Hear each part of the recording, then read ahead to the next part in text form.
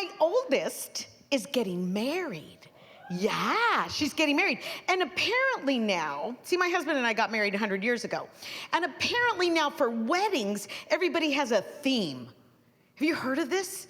A theme wedding. And her theme is Beauty and the Beast. Beauty and the Beast, Mom. That's my wedding. The Beauty and the Beast. Everything has to be Beauty and the Beast. So there my mom, my 85-year-old mom and I are trying to make fucking candelabras out of, you know, spit and pipe cleaner. And she goes, Nani, what was your theme? And my mom looks right at her and she goes, my theme? Wedding. So I go on Pinterest to find out more about weddings nowadays, because apparently I know nothing. And they start kicking me over to other things with these young marrieds and young mothers. Oh my gosh. So Pinterest talks about something called a baby moon. Where's the Gen Zers? A baby moon? A fucking baby moon? Are you kidding me? So people my age, here's what a baby moon is. It's a really fucking stupid idea. A baby moon is you and your husband, who should be saving money, you guys go and you get ready for baby. I'm ready for baby. You go somewhere exotic, right? You go to Hawaii for a week. I'm getting ready for baby. Spiritually ready for baby. We're getting emotionally ready for baby. Here's how you get ready for baby. Are you listening? Here's how you get ready for baby. You set your alarm to go off every 2 fucking hours. That's how you get ready for baby. Then my middle kid used to be a he, and now she's a she. And that makes me a trans parent.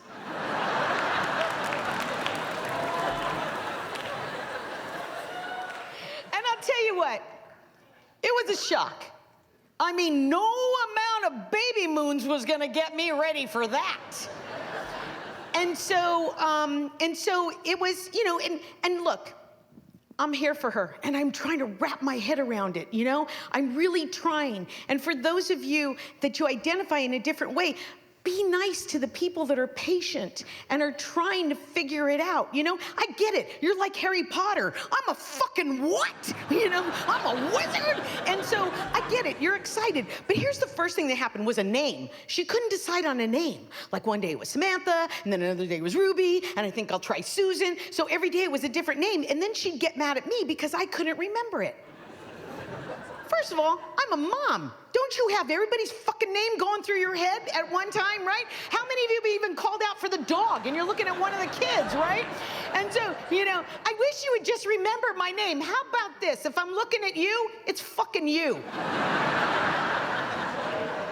Now go move your goddamn car so Daddy can have the driveway.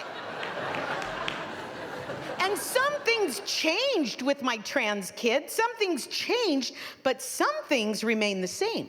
Now, this was my lazy kid. Oh, she was so lazy, always looking for a handout, and things didn't change that, you know, and that goes against everything I have as a parent. And she actually said to me, well, Mom, you know, I'm gonna apply for disability. I said, why? And she says, well, I'm a woman.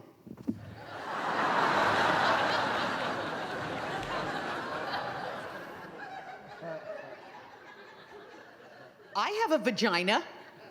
I work. Your sister has a vagina. She's working. Hey, your little sister has a little teeny tiny vagina and she's babysitting. Put on your high heels, baby, and go get a job. Right? And so, yes, I'm not saying I don't, oh my God, I love her, I love her, I love her. And you know, I'm just having a hard time wrapping my head around it. So my baby, who's a Gen Zer, oh, you fucking Gen Zers, man. Oh my God, you guys talk so much. You think everybody needs to hear every fucking thought in your head, right? And so, right. So my daughter goes to me, she goes, Mom, let me explain things to you, okay? So you know how I'm pansexual? What? To a therapist, I go, I have a cis, a trans, and a pan, and he said, oh, you know, if you continue to have kids, they would continue to identify in the LGBTQ community. And I thought to myself, oh, fuck, I'm glad I stopped at 3. I would have had a unicorn at this point, right? They'd start giving new letters, you know, we need new letters just for Deb's kids. So she goes, you know how I'm pansexual? And I go, no. And she goes, well, I thought I told you, because she tells me every fucking thing. Sometimes my husband comes home and I'm just spread out on the floor. He goes, she told you everything. I go, why can't she just go have a cigarette in the backyard behind our backs? You know, work shit out. But now you tell me everything. So she goes, let's start at the beginning, Mom. You and Daddy are cisgender. And I said, oh, I don't think I'm that. And she goes, no, Mommy, you guys are cisgender, okay? Jonathan is transgender, which means that she was born as a man, but she's a woman inside, and now she's getting corrective surgery. Okay. And she goes, and I'm pansexual. And I said, what does that mean? She goes, I like everybody. I like everybody. You know, could be a heterosexual, homosexual, gender fluid, a transgender person. I love everybody. And I thought about it, I went, well, that's good, because she's not picky, and the other two probably will never settle down. So she started telling me about pansexual, and she was explaining everything to me, you know? And she got to asexual. And I said, what is have you heard of asexual? I said, what is asexual? And she goes, oh, Mom, those are people that don't want sex at all. And I was in, oh my God, that's me.